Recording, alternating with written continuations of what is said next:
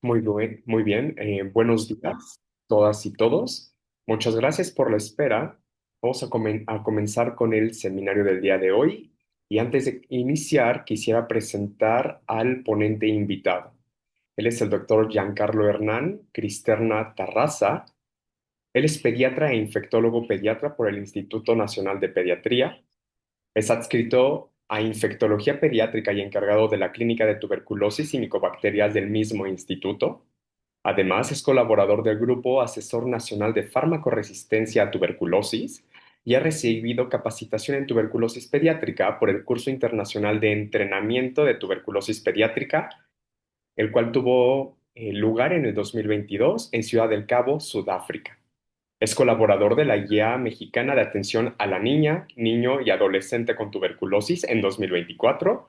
Además, es profesor de asignatura de Biología Celular e Histología Médica en la Facultad de Medicina de la UNAM, profesor adjunto de la especialidad de Pediatría de la misma universidad y es miembro de la Asociación Mexicana de Infectología Pediátrica y de la Asociación Mexicana de Infectología y Microbiología Clínica. El Departamento de Microbiología, doctor Giancarlo, le da la bienvenida y agradece mucho su participación. Muchas gracias. Buenos días a todos. De verdad, perdónenme una disculpa por estos 5 minutos de retraso. Estaba en una sesión justamente hablando de una cándida ahí, Glabrata Nacasiomyces glabratus, nuevo nombre acá, de qué hacemos con ella. Y nos tardamos un poquito más también por cuestiones técnicas, pero ya estamos aquí. Y muchas gracias al Departamento de Microbiología por la invitación. Al contrario, pues es un gusto y un honor yo soy egresado de la UNAM, entonces regresar a donde uno fue feliz, dicen. Entonces, con más razón, hablando de uno de los temas que más me apasiona, que es la tuberculosis, y bueno, en pediatría, que siempre es como un gran nube negra, ¿no? Porque como que de repente no es lo mismo, dicen que los niños no son adultos chiquitos y efectivamente es cada vez lo comprobamos más. Entonces voy a darles un panorama básico de lo que pues tenemos de tuberculosis en pediatría, tanto a nivel mundial, México. De micro, obviamente voy a decir tres palabras porque ustedes lo saben 400 veces más. Y me voy a enfocar en el diagnóstico, en el tratamiento y prevención de tuberculosis pediátrica. Entonces, un poco de historia. Me encanta hablar de este compadre que se llama Srinivasa Ramanujan. Era un genio matemático que nació a finales del siglo XIX. Él nunca tuvo una educación universitaria, sin embargo, decían que él entendía las matemáticas como si estuviera hablando un lenguaje, ¿no? Y tuvo aportaciones teóricas importantísimas en el desarrollo de las matemáticas que usamos el día de hoy. Sin embargo, él fallece a los 32 años de tuberculosis, ¿no? ¿Y cuántas historias no habrán así de personas que a lo mejor tenían un futuro prometedor, que eran genios, que eran personas que podrían haber revolucionado el mundo y por alguna enfermedad infectocontagiosa, como es la tuberculosis en este caso, pues fallecen o quedan incapacitados o alguna cosa similar, ¿no?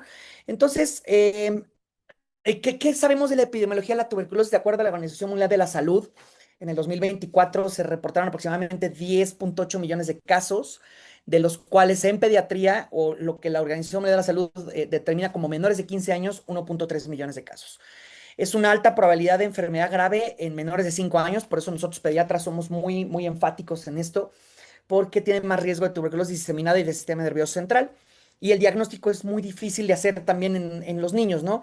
Todo esto que nos enseñan justamente, ¿no? Del cultivo, la baciloscopía, etcétera, es el clásico adulto de 50 años, 60 años que vive con diabetes, que tiene, o a lo mejor algunos más jóvenes que viven con VIH, etcétera y que están con el esputo a todo lo que da, bueno, el niño pues a lo mejor solo tiene fiebre y deja de crecer. Entonces, obviamente también el diagnóstico es muy difícil. Y si bien no somos de los países con más problema de tuberculosis a nivel mundial, no somos los mejores. En este mapa también del reporte global de la tuberculosis nos habla cómo el África subsahariana pues es el punto más complejo donde hay más incidencia de tuberculosis a nivel mundial y también lo es la India, lo es Camboya, Malasia, las Filipinas, Indonesia.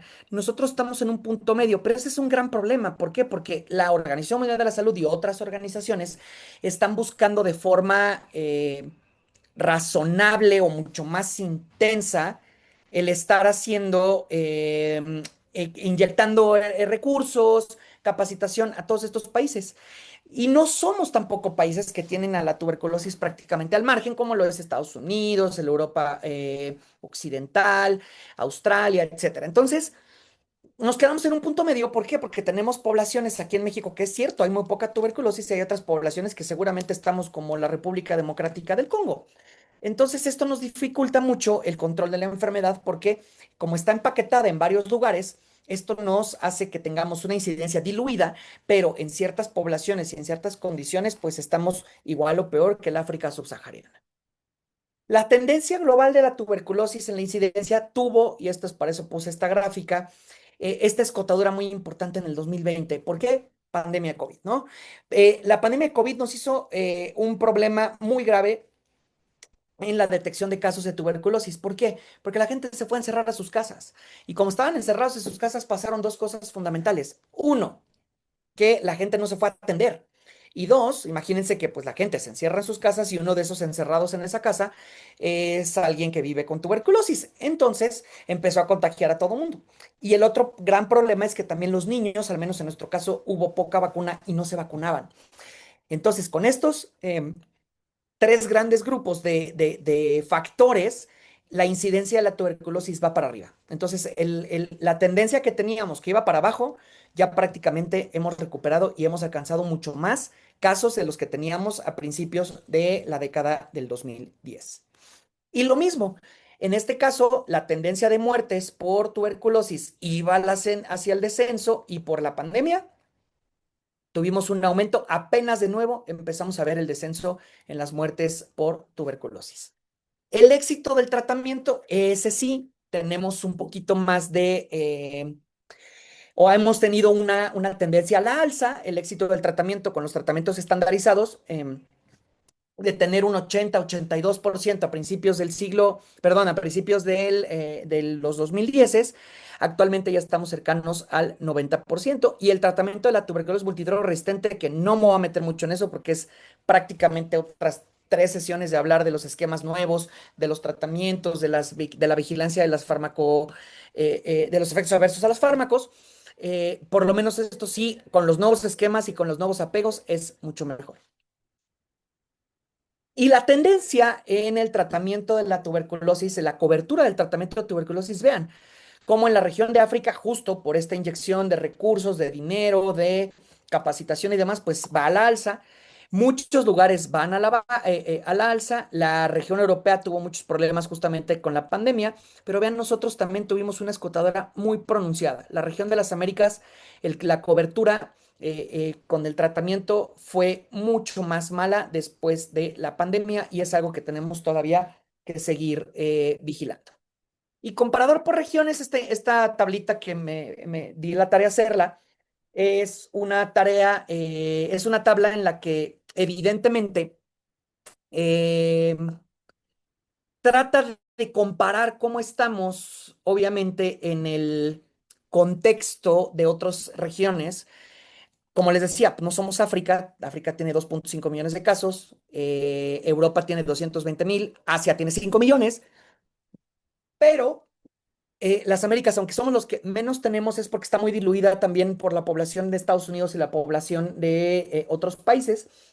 Pero lo que quiero hacer énfasis aquí es, vean, la población de niños, o bueno, de pacientes menores de 15 años con tuberculosis. Ahora resulta que nosotros tenemos la mitad de los casos. Y esto evidentemente pues no cuadra, ¿no? ¿Por qué? Porque muy probablemente está por completo infradiagnosticada la tuberculosis en menores de 15 años. ¿Por qué? Pues a lo mejor por falta de concientización, por falta de búsqueda de casos, por falta de registro. Entonces, y la otra cosa que estamos muy mal a comparación de otros lugares del mundo, vean que tenemos un aumento en la incidencia y un aumento de casi el 50% en la mortalidad, después, sobre todo, de la pandemia.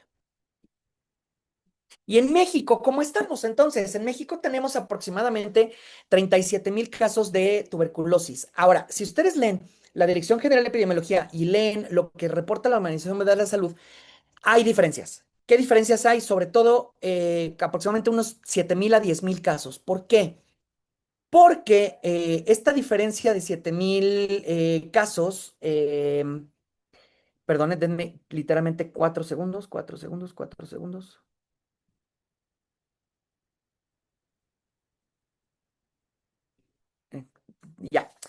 Entonces, ¿por qué esta diferencia? Porque la Organización Mundial de la Salud es una organización que sobreestima los casos, que se va un poquito más allá.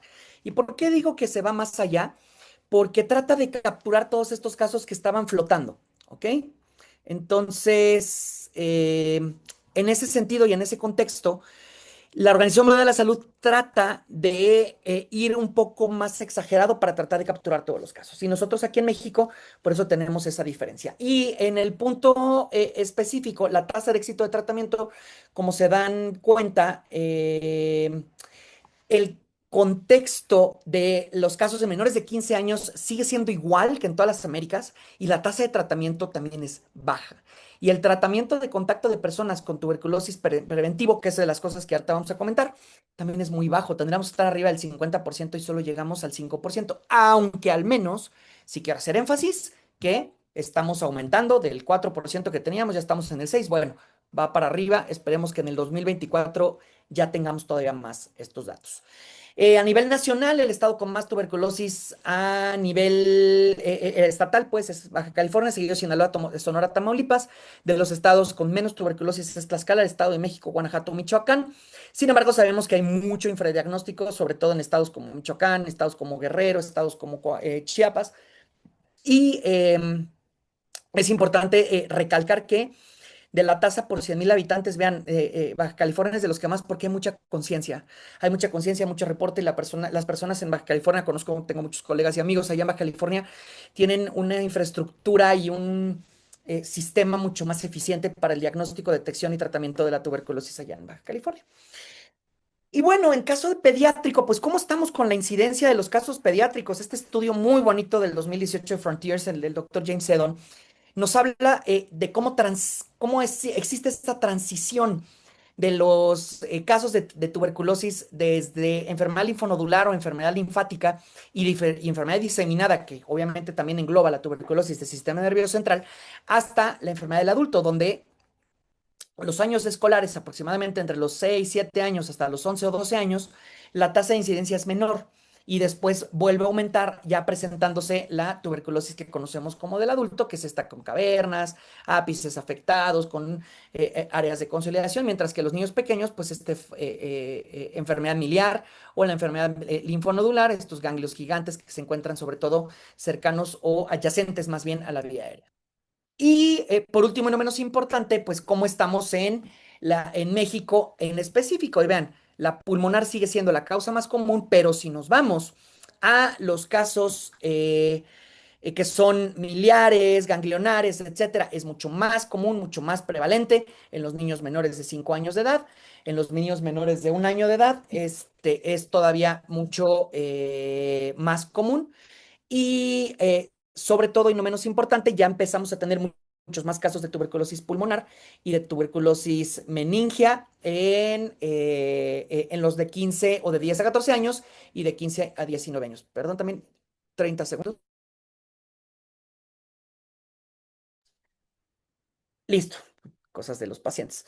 Y finalmente, el porcentaje de comorbilidades asociadas con los niños también, desnutrición es el número uno, aunque aquí hay un gran problema. ¿Por qué? Porque no sabemos si la desnutrición es lo que causa la tuberculosis o que la tuberculosis causa la desnutrición. Sin embargo, pues en el momento de la prevalencia puntual, pues veo que tienen desnutrición, pues 1 de cada 5 personas de menores de 20 años tienen tuberculosis y desnutrición. Y una vez más, pues la pulmonar más común, pero la ganglionar brinca un poco el porcentaje o la prevalencia. Entonces, microbiología, como ustedes saben, y nosotros aquí en micro, yo soy profesor de histo también, entonces, pues el estar cercano al microscopio y todo, pues así nos ven las células y las bacterias, ¿no? Entonces, muy puntual, insisto, aquí no me voy a meter de súper lleno, porque ustedes son los super expertos en el tema, pero recordando que Mycobacterium tuberculosis viene del orden de actinomycetales, Mycobacteriaceae, género Mycobacterium, que tiene una división muy lenta, una división celular muy lenta, que es una característica primordial. Es un bacilo con pared celular amplia, recordando, pues, obviamente, ¿no? No es que sea gran positivo o gran negativo, más bien se comporta como un gran positivo, pero no es que sea un gran positivo porque es un bacilo ácido alcohol resistente por estas características de la pared celular, que son únicas sobre todo al género, el género Mycobacterium, que es este componente principal de ácidos micólicos. Recordando que el ser humano es el único reservorio, aunque puede infectar otras especies. Me recuerdo que mi ex jefe, el doctor Napoleón González Saldaña, luego nos preguntaba en los pases de visita, ¿a quién le puede dar más que tuberculosis que al ser humano? Y pues obviamente todos así con cara de que está hablando, ¿no? Y pues resulta que también a los elefantes les puede dar tuberculosis y también les puede transmitir al ser humano, ¿no? Los son anaerobios estrictos, sin embargo, que en la microaerofilia como que tienden a tener un mejor crecimiento. Y recordando que el género Mycobacterium tiene dos grupos de bacterias por su velocidad de crecimiento. Previamente los grupos de Runyon, rápido lento crecimiento, aunque la nueva clasificación, que no es que sea nueva, sino la clasificación más funcional, al menos para la parte clínica, pues es micobacterias no tuberculosas y micobacterias o Mycobacterium tuberculosis complex. Y la pared celular, pues es esto, ¿no? Ácido N-glicolilmurámico y tiene tres componentes principales, el peptidoglucano, el arabinogalactano y el ácido micólico, ¿no? Y el ácido micólico es el que va a conferir las propiedades únicas más importantes, que da el 50 al 60% del peso de la pared, es como un estilo cera, y da una resistencia a la desecación y a la destrucción por las especies reactivas de oxígeno muy importante. Le da también características tintoriales e incluso, pues obviamente, pues es un blanco farmacológico, sobre todo para la síntesis de componentes del ácido micólico, como lo es la isoniazida. En el ciclo, esta diapositiva se me hace muy interesante porque tenemos el ciclo de la síntesis del ácido micólico. Vean, es un ciclo muy complejo que requiere muchos ácidos grasos, requiere muchos coenzima A, etcétera. Son ciclos que están, digamos, reciclando frecuentemente, pero esto es lento. Y dentro de los ácidos micólicos que tiene el Mycobacterium tuberculosis, tenemos el ácido micólico alfa, el ácido micólico metoxi y el ácido micólico ceto. Cetoácido micólico, pues, y estos tres son los más importantes, son los más representativos. Y recordando que el mero micolato, que es una componente de esto, también le va a conferir protección por cambios en la fluidez de la membrana, la hace más rígida y por lo tanto hace que sea la micobacteria pues mucho más resistente a la desecación, al medio ambiente y por lo tanto también al sistema inmunológico. Entonces, del complejo Mycobacterium tuberculosis, con esta pregunta casi siempre atoro a mis residentes de dime cuáles son las bacterias del componente o del complejo Mycobacterium tuberculosis. Son 7, de las cuales para el ser humano importantes son 3, que es Mycobacterium tuberculosis hominis como tal, que es la bacteria clásica, Mycobacterium bovis, que nosotros aquí en México tenemos mucho problema, que puede evidentemente por el nombre afectar ganado, pero también muchos casos he tenido yo aquí en el Instituto de Niños y Adolescentes con enfermedad por Mycobacterium bovis y Mycobacterium africanum, que pues como lo dice el término, pues es prevalente sobre todo en el este del África subsahariana. Y las otras 4 que tienen menos importancia en el ser humano son rara vez casos de enfermedad, que es Canetti, Capre, Micorti y Pinipedi, y las nuevas especies que intentan entrar a la categorización del complejo, que es Mungi Origis del 2010-2012. Sin embargo, como que algunos dicen que sí, otros dicen no. Entonces, bueno, pero los 7 clásicos, pues son estos. Y bueno, de factores de virulencia de Mycobacterium tuberculosis, este artículo, la verdad es que para los que les guste mucho, sobre todo la biología molecular y la microbiología molecular, bueno, es un artículo ultra mega fumadísimo. Tiene más de 60 páginas este artículo de los factores de virulencia de Mycobacterium tuberculosis. Y se vio, o sea, digamos que recopilan varios estudios donde dicen, a ver, ¿qué pasa si apago el gen Cas-B? ¿Qué pasa si apago o inhibo el gen MMA4? ¿No? ¿Qué pasa si lo hago con el CHODE? Así sucesivamente. Y se va viendo cómo prácticamente todos estos genes, si los tiene o los presenta a las personas, les va, bueno, a los animales, al huésped, pues, les va en algunos casos peor y en algunos casos mejor. Por ejemplo, en el Cas-B, si tú inhibes el gen, entonces hay menos unidades formadoras de colonia, entonces el animal sobrevive más. Si inhibes la síntesis de esos micólicos, hay menos unidades formadas de colonias y así sucesivamente. Entonces, la gran mayoría de estos genes son genes de virulencia que favorecen la supervivencia del microorganismo y por lo tanto no tenerlos, pues hace esto, ¿no? Y pues otro grupo de genes, estrés oxidativo, bloqueo del fagosoma, inhibición de apoptosis. Entonces, todos estos genes que tiene el microorganismo está sintetizado, porque insisto, el artículo así avienta un montón de genes que evidentemente pues hacen que Mycobacterium tuberculosis sea lo que es. Entonces, vamos ya teniendo un contexto global de cómo está la epidemiología, cómo está la situación de la micobacteria, de cómo hago el diagnóstico en cuanto a la tuberculosis. Me voy a saltar un poco el proceso de transmisión fisiopatogenia, pues porque eso realmente quiero enfocarme en lo que el niño, el pediátrico, el paciente pediátrico llega a tener, ¿no? Este artículo de la doctora Drain es muy bonito porque nos habla de las fases de la tuberculosis dependiendo del momento de la infección. Recordando que no es lo mismo infección a enfermedad y no es lo mismo o ya cambió el término de latente a infección y ya cambió el término de activa a enfermedad. Entonces el término actual es infección por tuberculosis o enfermedad por tuberculosis. Lo que antes se llamaba infección por tuberculosis era tuberculosis latente y lo que antes se llamaba como tuberculosis activa ahora se llama enfermedad por tuberculosis. Entonces, los niños normalmente pasa esto. Cuando tienen una infección inicial, como el sistema inmunológico no tiene una madurez necesaria para detener y contener a a la micobacteria, empiezan a presentar una tuberculosis primaria progresiva. La tuberculosis primaria progresiva inicia principalmente en los ganglios linfáticos, por eso de principio una de las cosas que más se buscan o nosotros buscamos en tuberculosis pediátrica es el crecimiento ganglionar en en el mediastino. Y este crecimiento ganglionar en el mediastino después se empieza a acompañar de cambios clásicos de tuberculosis en el pediátrico, que son sobre todo consolidación y a veces o en ocasiones llegan a tener derrame pleural. Yo no espero cavernas en el niño. Los niños es raro que tengan cavernas. ¿Por qué? Porque la destrucción de la caverna requiere un sistema inmunológico muy intenso, muy fuerte, una respuesta muy activa. Entonces, los niños, sobre todo los menores de 5 años de edad, no lo tienen. Y como no lo tienen, no es común ver cavernas. Claro que las pueden ver uno, sobre todo ya en fases avanzadísimas, pero no en una fase inicial ni en condiciones como clásicamente verlas. Si el paciente o la persona contiene al microorganismo, entonces entramos a una fase de infección por tuberculosis que puede durar toda la vida. O en su caso, por alguna condición, por ejemplo, aquí podemos meter el término que tiene una infección reciente por virus de la inmunodeficiencia humana. O acá tiene o vive con diabetes mal controlada y empieza a presentar reactivación por la inmunosupresión que genera esto. O le dan inhibidores de TNF-alfa. O va a presentar trasplante de algún órgano. Entonces, Mycobacterium tuberculosis, de haber estado en una condición controlada en un granuloma, entonces ya presenta enfermedad por tuberculosis. Entonces, el, lo que más frecuentemente nosotros vemos aquí en pediatría es esto, los niños que tienen una tuberculosis primaria.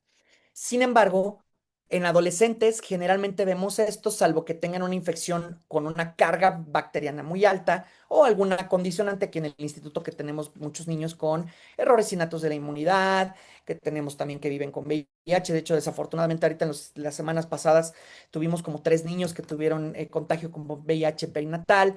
Desafortunadamente, entonces, pues son pacientes que tienen altas probabilidades de desarrollar tuberculosis.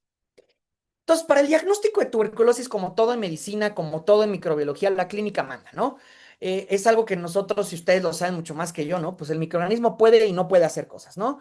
Tiene capacidad de virulencia de algunas cosas, tiene capacidad de otras. Luego, he tenido acá algunas discrepancias con algunos servicios es que yo creo que tiene tuberculosis porque ayer se contagió. A ver, compadre, si la micobacteria se está dividiendo cada 20 horas, te prometo que de ayer a hoy no va a tener la enfermedad.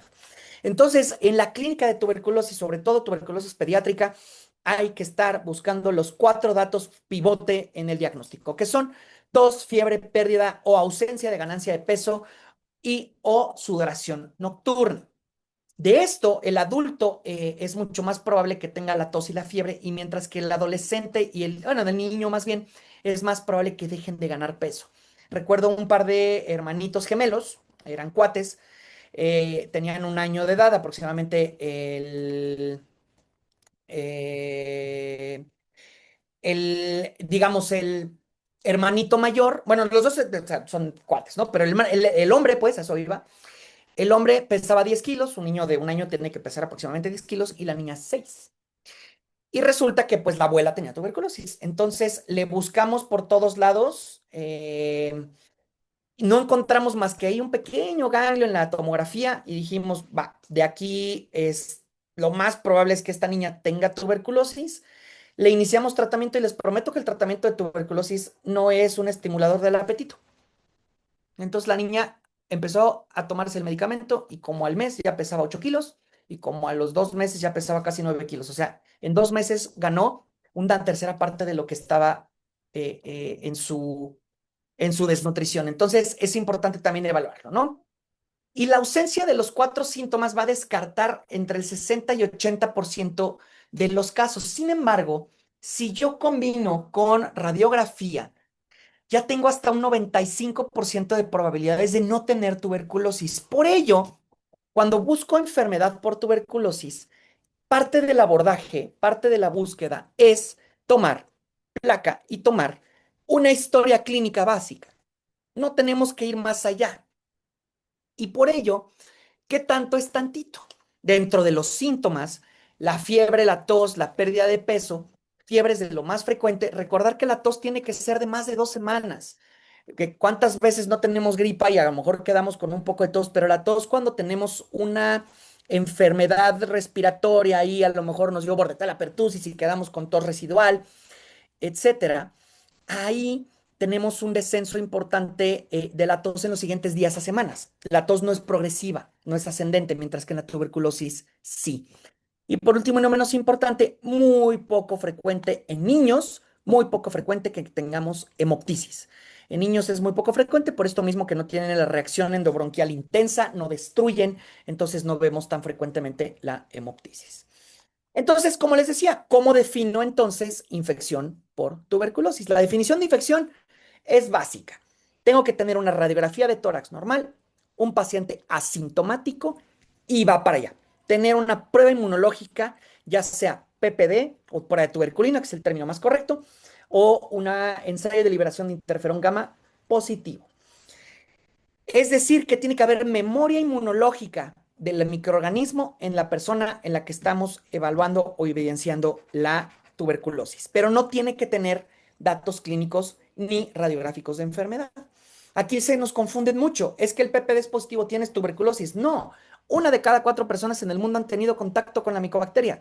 Entonces, no todos tenemos tuberculosis. Sin embargo, sin embargo, es importante que en algunas personas, en algunos grupos de riesgo, el saber si tienen una prueba inmunológica positiva de tuberculosis, tratarlos antes de que progresen la enfermedad. ¿Por qué? Porque hay factores que me van a hacer que pueda progresar enfermedad. ¿Qué le busco a una placa de tórax en el diagnóstico de la tuberculosis? Pues evidentemente en niños, sobre todo ensanchamiento mediastinal, en el parénquima, como les comentaba, consolidación, neumonía, telectasia, las vías aéreas se pueden comprimir, puede haber derrame y infiltrado miliar en los casos en los que la tuberculosis es diseminada. ¿Qué tanto es tantito el riesgo de progresar de infección a enfermedad? Y vean, ¿no? En esta bonita tabla de up-to-date, donde nos viene justamente el riesgo relativo de tener tuberculosis con ciertas condiciones. El número uno, por supuesto, es VIH, que me refiero más bien a SIDA, que tienes hasta 100, 150 veces más de riesgo, pero de ahí vamos bajando a ciertas condiciones que también podamos encontrarnos en la vida real, en la vida diaria, como por ejemplo infección reciente o contacto reciente por tuberculosis. Esto es fundamental porque 9 de cada 10 personas que desarrollan tuberculosis a lo largo de la vida lo hacen dentro de los 2 años de haber estado o haber tenido el contagio.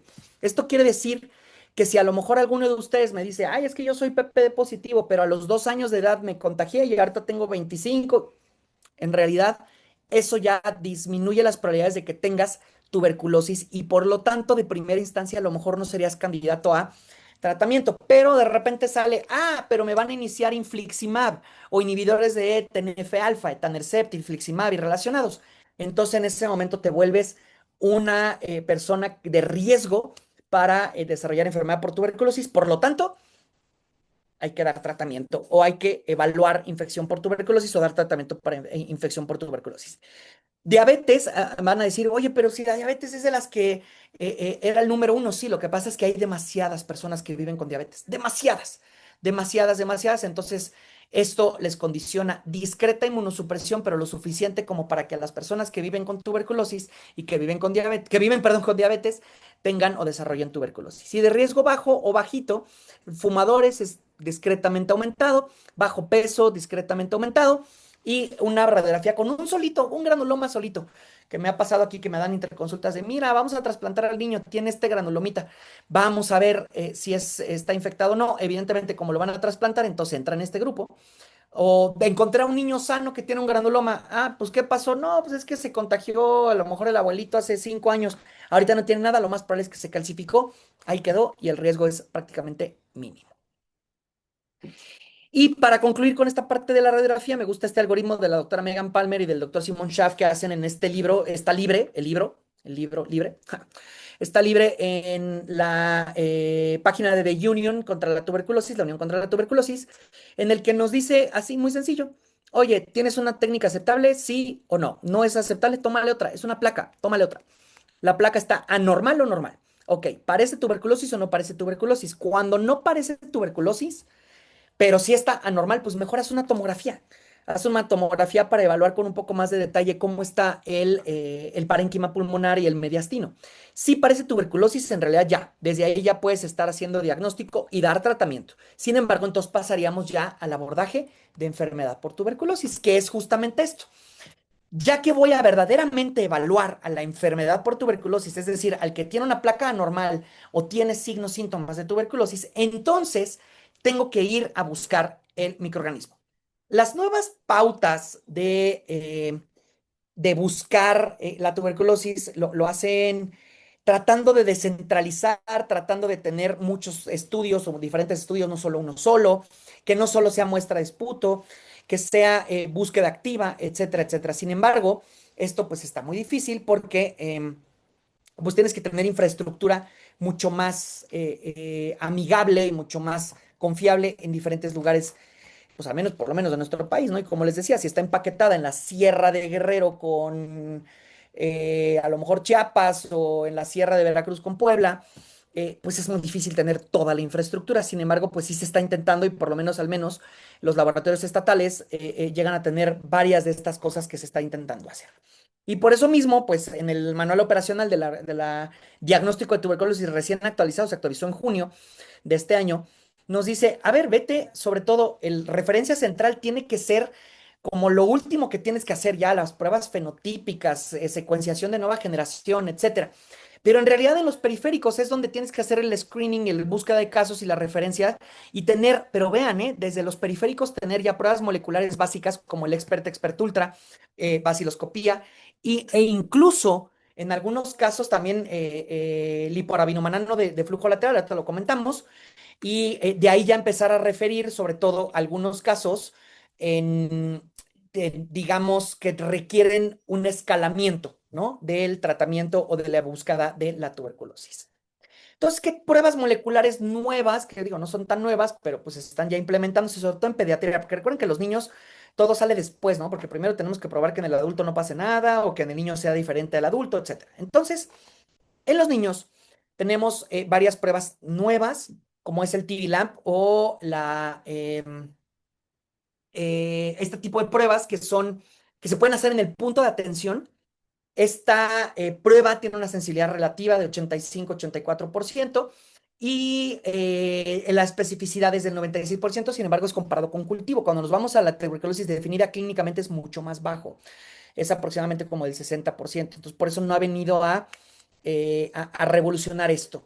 Tenemos el Expert, que es una cartucho, una PCR que nos da un límite de detección de 16 bacilos mediante dos secuencias de inserción de la micobacteria, IS6110 y IS1081. Es el nuevo estándar por la OMS y es el que dice, por favor, utilicen, porque es rápido, salen 2, 3 horas y tienes, sobre todo la otra cosa importante del Expert Ultra, es que tienes resistencia o sensibilidad a rifampicina, el fármaco más importante para el tratamiento.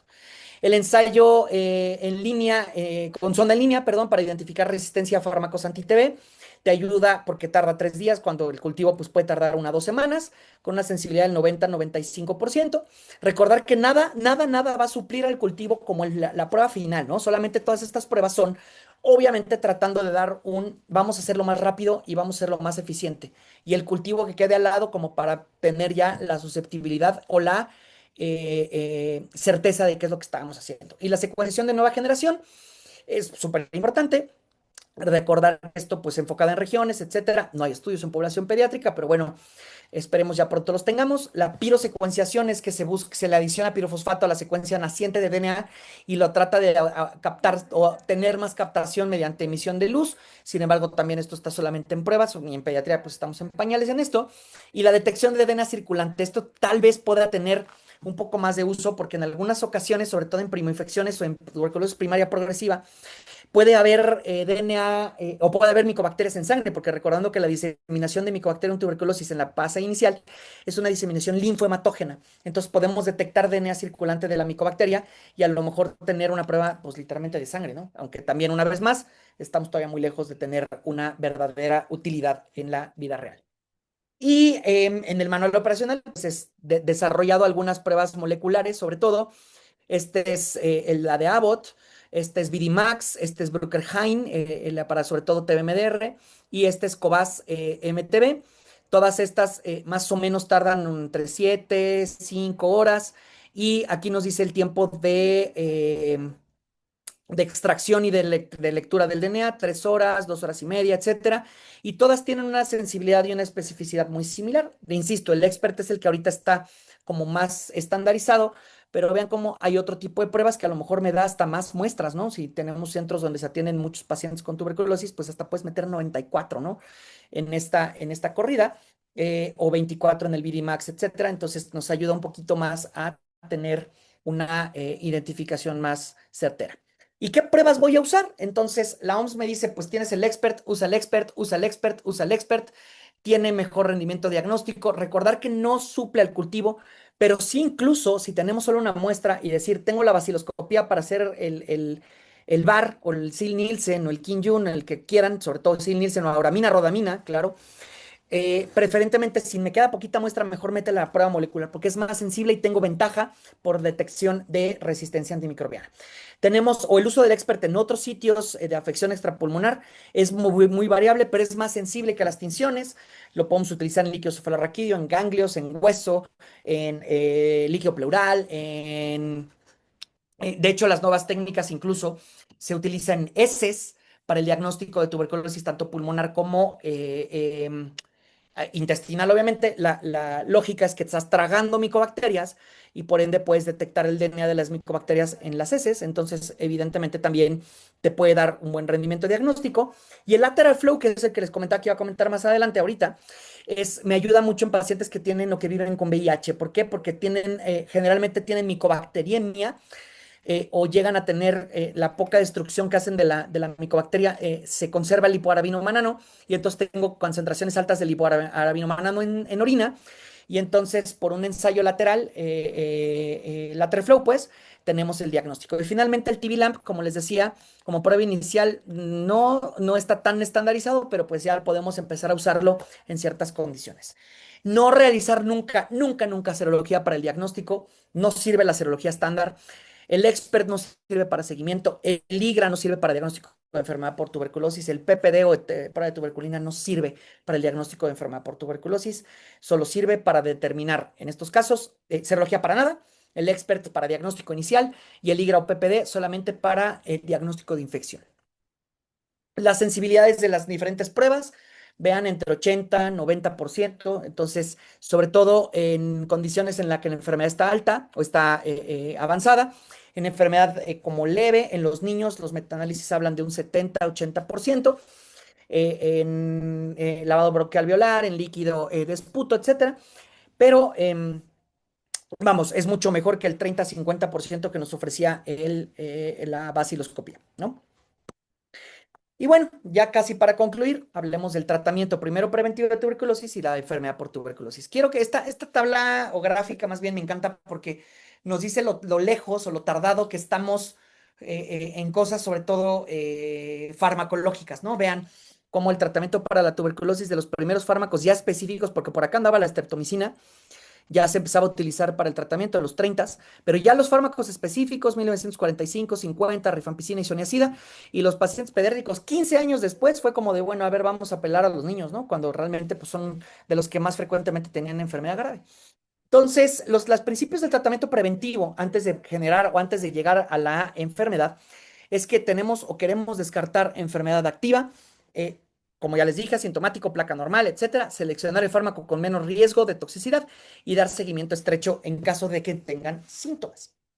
¿A quién voy a tratar? Como ya tenemos mi tabla, mi gráfica, de donde dice quiénes son los que más riesgo tienen para desarrollar tuberculosis, pues entonces tenemos que los niños menores de 12 meses con VIH o mayores de 12 meses dar tratamiento como parte preventivo del tratamiento del paquete preventivo. Los niños previamente tratados con tuberculosis enfermedad que tuvieran nuevo contacto, dar tratamiento. Niños menores de 5 años, esto es fundamental. Niños menores de 5 años, contacto con TB, demos tratamiento. Hay que buscar enfermedad. Siempre, siempre, siempre hay que buscar enfermedad a ese niño. Si descartamos la enfermedad, pues evidentemente le damos tratamiento preventivo. Si sale enfermedad, pues le damos todo, ¿no? Y los mayores de 5 años, de acuerdo a evolución y a factores de riesgo, como les comentaba, pues si tienes 3 meses, 6 meses de que tuviste el contacto, hay que tratarte, pero si tienes 15 años, pues en realidad del último contacto y no tienes ningún factor, no serías candidato directo a tratamiento. Eh, Personas con terapia anti-TNF, diálisis, dar tratamiento, y las de abuso de alcohol que viven con diabetes, desnutridos, tabaquismo intenso, no de rutina, salvo que tengan algunos otros condicionantes. Sin embargo, es importante tomar en cuenta que a veces sí puedes individualizar y decir, yo creo que este paciente mejor lo trato porque está muy complejo todos los factores como previamente comentados, ¿no? La eficacia en los últimos metaanálisis ronda entre el 60 y 90%, pero se sabe que si está súper, súper bien identificado todos los factores condicionantes y que tienes un IGRA o un PPD positivo, la eficacia llega a ser más del 90%. ¿Cuáles son los esquemas que tenemos para pediatría? Recuerden que en pediatría no es igual que, insisto, adulto pequeño. Entonces, las dosis suelen ser un poquito más altas. El metabolismo hepático de los niños son guerreros. Entonces, yo de hecho, menores de 10 años que tenga efectos adversos asociados a tratamiento antituberculosis de los más de, si mal no me equivoco, en la última vez que hice la revisión de cuántos pacientes tenía la clínica de tuberculosis, como 150, ninguno me ha hecho efectos adversos. Ninguno. Los que me han hecho son los adolescentes, que ya se comportan más como adultos y sobre todo los hombres, porque acuérdense que los hombres normalmente somos más chillones. Entonces, sí son los que les ha costado un poquito más los fármacos anti-TB, pero al menos los fármacos anti-TB en los niños menores es muy raro que lo hagan. Lo que sí que no puedan, pero es muy raro. Entonces, si tenemos algunos niños que tienen condicionantes agregadas, como que ya son hepatópatas, como que tienen fármacos hepatotóxicos o interacciones farmacológicas, lo preferido siempre es la isoniazida monoterapia. ¿Por qué? Porque es el menos hepatotóxico. ¿Cuál es el gran problema con la isoniazida monoterapia? Aunque es el más estudiado porque es el que se ha utilizado por años y años y años, el problema es que son 6 meses. Entonces, como son 6 meses, es más difícil tener un apego completo, ¿no? Entonces, por eso tenemos diferentes esquemas, como es el isoniazida rifampicina, o actualmente llegó hace un par de meses, ya aquí al país, isoniazida rifapentina, justamente, que se puede dar una vez a la semana. De hecho, el día de ayer mandé justamente a un paciente tratamiento con isoniazida rifapentina. ¿Por qué? Porque es una vez a la semana. Y las dosis son muy amigables, entonces van una vez a la semana al centro de salud, a donde que les administren el medicamento y pues después de 12 semanas, pues ya están prácticamente terminado el tratamiento. Y el tratamiento de la enfermedad por tuberculosis, estas son las guías que prácticamente utilizamos y bueno, con base en, ahorita también les muestro nuestra guía mexicana, pero todo viene basado en las guías de la Organización Mundial de la Salud. Salió un estudio hace 3 años, el estudio SHINE, que es el estudio de tratamiento corto o más corto para el tratamiento de tuberculosis no grave en niños africanos y de la India, en el que se vio que no hay diferencias estadísticamente significativas cuando tenemos tuberculosis pulmonar no grave, tratar por 4 meses. No recaen más, no tienen mayor riesgo de drogoresistencia, no tienen más riesgo de nada. Por lo tanto, la Organización Mundial de la Salud ya cambia sus recomendaciones y nosotros ya nos adaptamos a esto desde el año pasado a tratamientos de 4 meses cuando tienen tuberculosis pulmonar no grave o tuberculosis ganglionar. Ahorita defino qué es esto.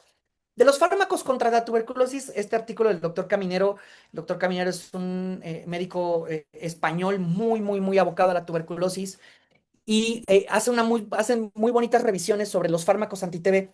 Y justamente, ¿no? Aquí nos dice cuáles son los más importantes. Vean, la rifampicina el número uno, las quinolonas el número dos, pero a ver, esto no quiere decir que ahora vamos a cambiar los esquemas con quinolonas. No, a ver, tenemos otras condicionantes con las quinolonas.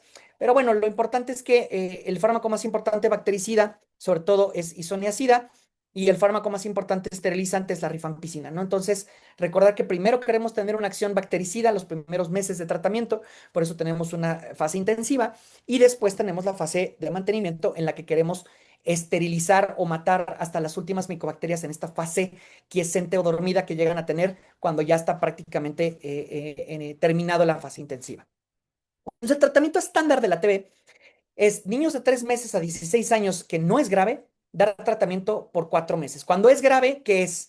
Cuando es no grave, que sea ganglionar, que tenga un pulmonar sin cavitación, sin patrón miliar, si tiene un derrame pleural que no está loculado, si no tiene alguna otra comorbilidad, 4 meses. Tratamiento estándar, 6 meses, en caso de que no cumpla estas especificaciones. La tasa de curación de la primoinfección a nivel mundial es aproximadamente del 88%. En México, como les comentaba previamente, tenemos una tasa mucho más baja, sin embargo, esta es por mucho abandono.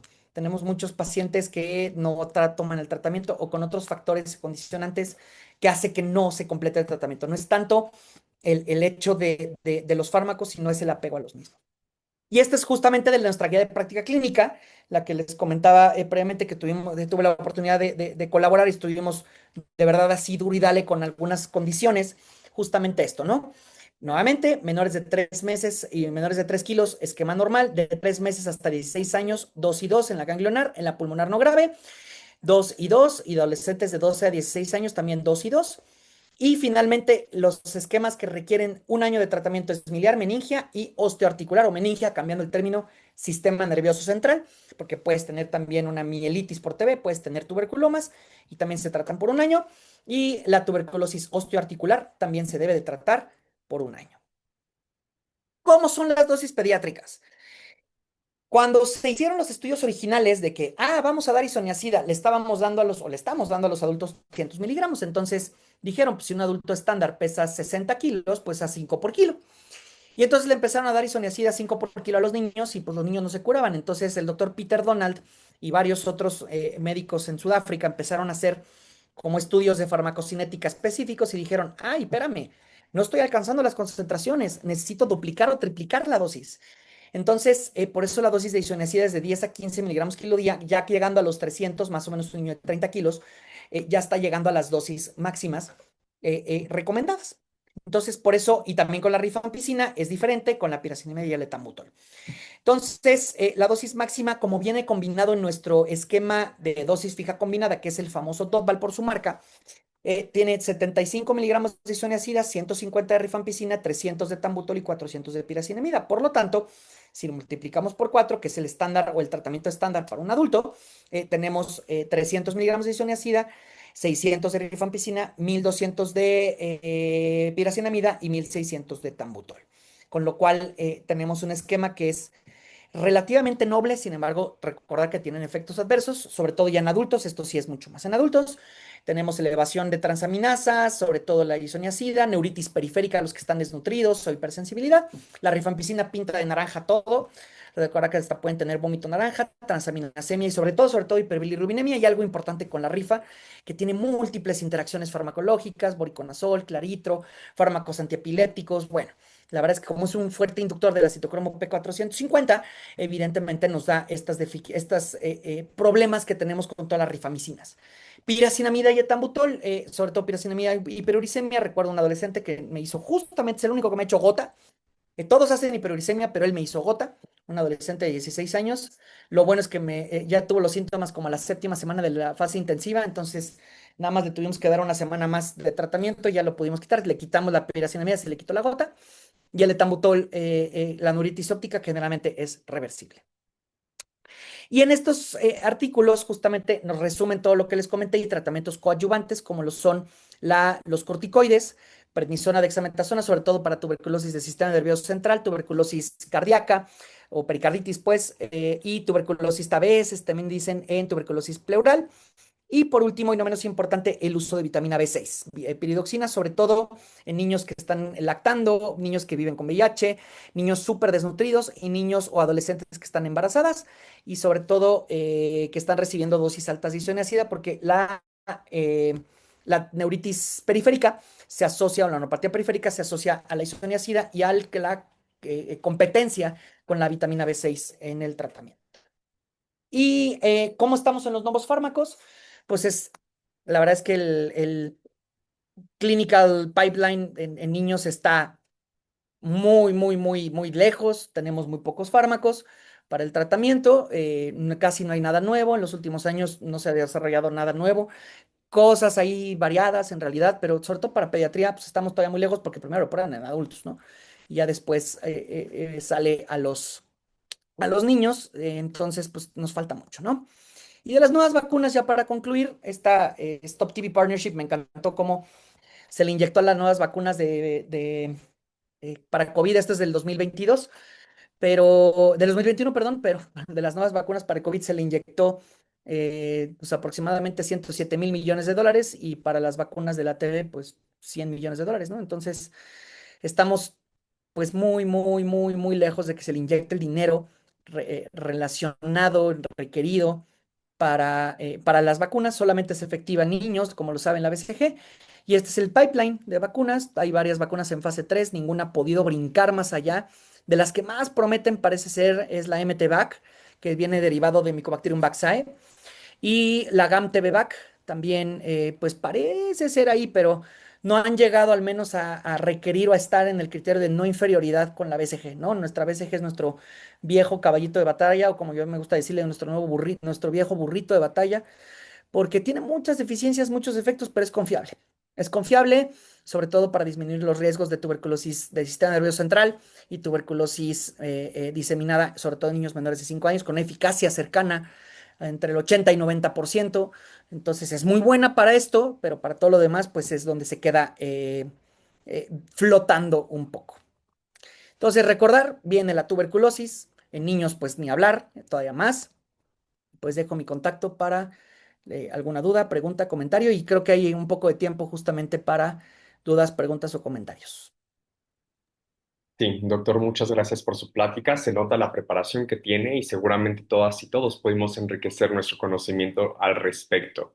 Entonces, justamente me encantaría conocer si alguien del público tiene alguna pregunta para que el experto nos pueda ayudar con ella. De cualquier forma, igual les hago recordatorio que se ha mandado por el chat del grupo el código de asistencia para que puedan descargar su constancia y estamos a la espera de si hay alguna pregunta.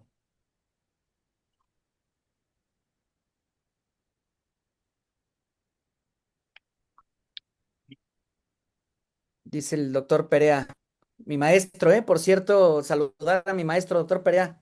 Él fue mi profesor. No aprendí nada de micro. No, no es cierto, claro que sí. Mire, ya estoy en infecto, ¿no?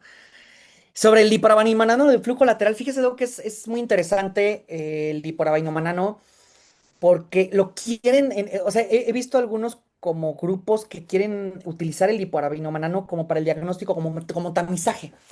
Lo que pasa es que viene el comentario, pues es que la sensibilidad de las personas que no viven con VIH, pues es muy mala. Es como del 30%, 40%, pero entonces viene la otra parte, pues si de todas maneras la vaciloscopía tiene 30% y esto es una prueba de orina que a lo mejor lo podrías hacer, entonces como que andan viendo si lo pueden implementar como una prueba de tamizaje. Si te sale positivo, te sería muy, muy sugestivo de que tiene enfermedad por tuberculosis, pero si sale negativo, no descartaría. Entonces, yo no soy muy conocedor de todo el contexto del hiporabanimanano porque solo he tenido un paciente con VIH y TB y fue porque llegó con el cuadro clínico florido.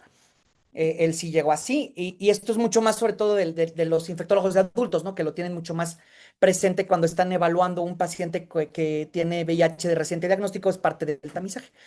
Pero sí sé más o menos que en los últimos, como así tratando de buscarle, a lo mejor lo quieren utilizar como parte de los de tamizaje nuevo, ¿vale?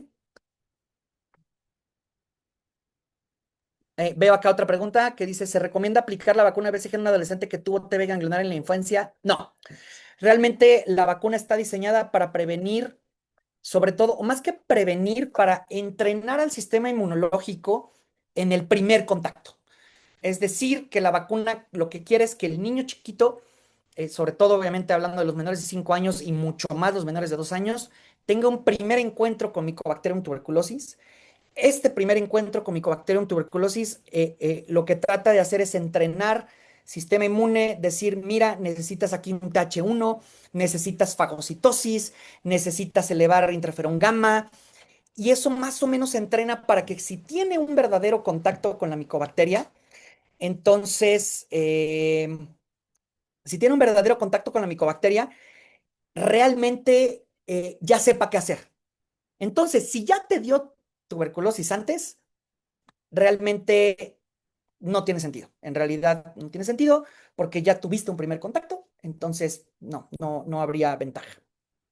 Dice acá la doctora Yolanda, de las 4 sustancias de tratamiento, ¿cuál de ellas tiene más efectos adversos y cuál es la tolerancia al tratamiento? Híjole, depende mucho de las dosis, sobre todo. Ahora, cada uno de ellos, digamos que depende de la persona, depende de las condiciones. Como les comentaba, yo en pediatría les doy a veces dosis, hasta a veces tengo que hacerlo, ¿no? Porque tengo niños que están muy desnutridos y a lo mejor les calculo la dosis supraterapéutica porque sé que van a empezar a ganar peso y entonces si ganan peso rápidamente, me quedo corto con el tratamiento y es raro que me hagan efectos adversos. De lo que más efecto secundario hemos visto es hepatotoxicidad.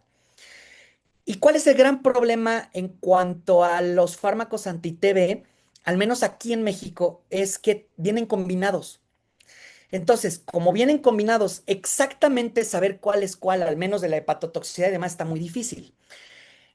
Por lo tanto, por eso tenemos como lateralmente de, bueno, te está doliendo la pierna, te está doliendo la rodilla porque tienes gota, rápidamente brinca a la cabeza, es que tienes, es la piracinamida, ¿no? Déjame ver cómo la quito.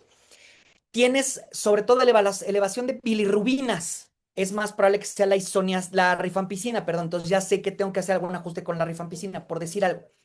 Pero en específico, ¿cuál es más menos? Todas rondan en los adultos entre 2 5%, algunos hasta 10% de efectos adversos menores o leves.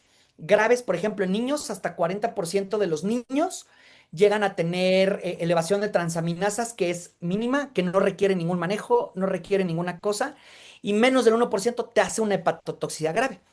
Por eso incluso, digo, esto ya no lo comenté, pero a lo mejor lo añado como extra, nosotros en niños no está recomendado de forma rutinaria tomar pruebas de función hepática, porque te vas a encontrar con AST y ALT en 70-80 que pues no le vas a hacer nada. ¿Cuándo tomarías una prueba de función hepática? Cuando el niño empiece con vómito incoercible, un dolor abdominal intenso, se te ponga amarillo, pues claro, ¿no? Cortas el fármaco, te vas a pruebas de función hepática y ves a lo mejor cuál fue el más probable que lo dio. Excelente, Doc. Creo que con todo su conocimiento puedo complementar muy bien esta ronda de respuestas y nuevamente el Departamento de Microbiología y Parasitología de la Facultad de Medicina le agradece bastante por seguir enriqueciendo y por su compromiso con la docencia. Muchas gracias y quedamos en contacto con usted. Sí, muchas gracias, al contrario, con mucho cariño al departamento de micros, saludos, le digo